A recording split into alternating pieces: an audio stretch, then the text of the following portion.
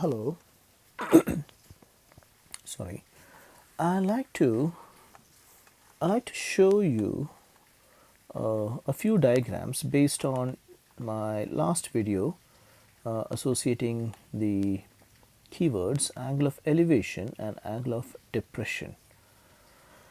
So let me take up an example over here, a few examples just to uh, make this idea or these two keywords more concrete. Let's take the reference. Let's take the reference on this, and this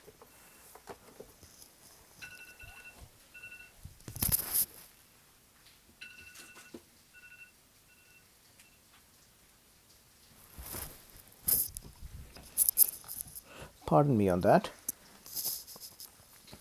So here we are. So I'm making this reference ground, and this time it's an actual ground, and there is a star.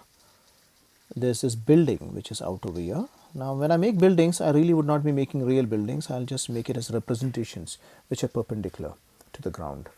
And I have another one. I have another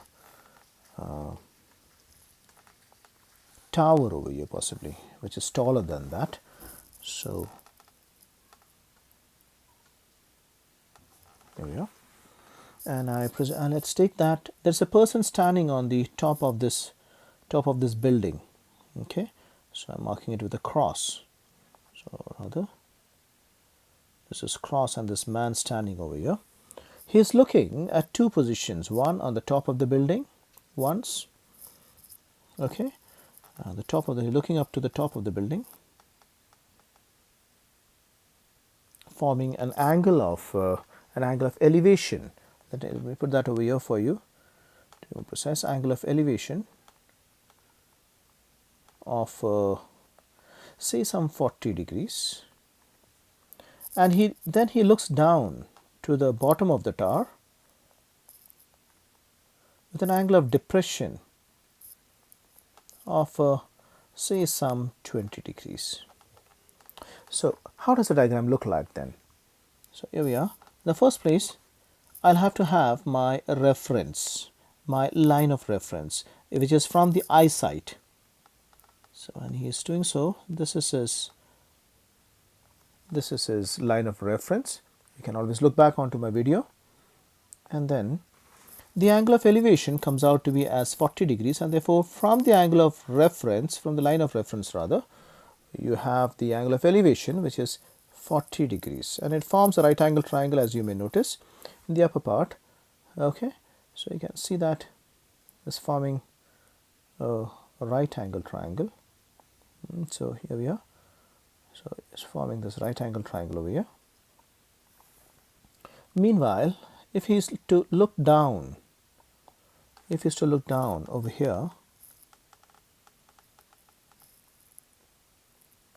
it again forms a right angle triangle, as you may notice. I can draw it for you if you wish. See this? It forms a right angle triangle again. Okay.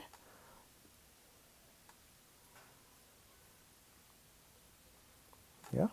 And it forms an angle of depression, of 20 degrees. So here we are. This forms an angle of depression of 20 degrees. Okay. That's one example. Let me take up another example. This is one over here.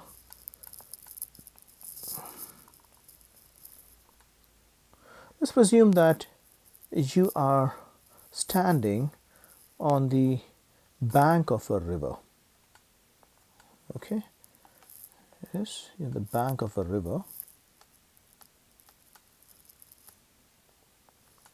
and this is the bank in the white, and there's a water in the river, and you observe the opposite bank.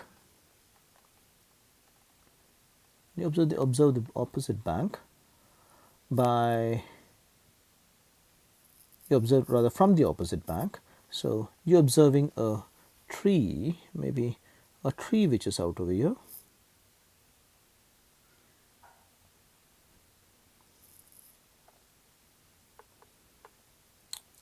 tall tree, you observe. So you are standing in the first time you first when you're standing at this location A, then you move backwards to the location B. Okay, so you're initially standing here,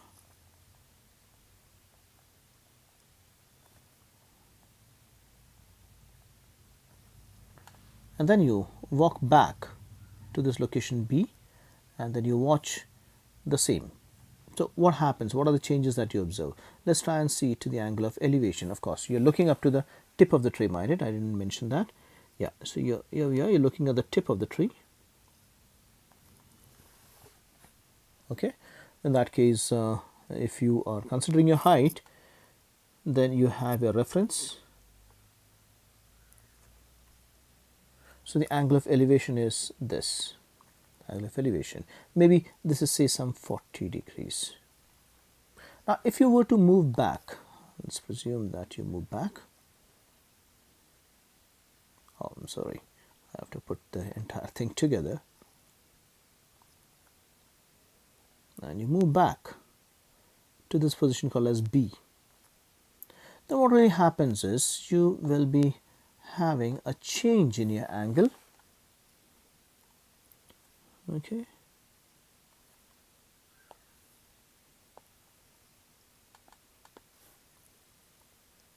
I'll draw that for you. This is a change in your angle,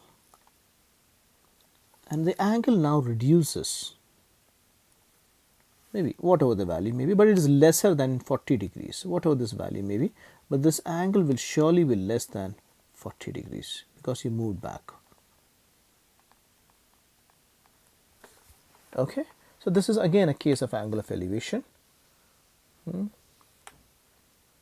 Let me take up, okay, I think that would suffice to understand two examples on what the angle of elevation and the angle of depression stands for. Okay.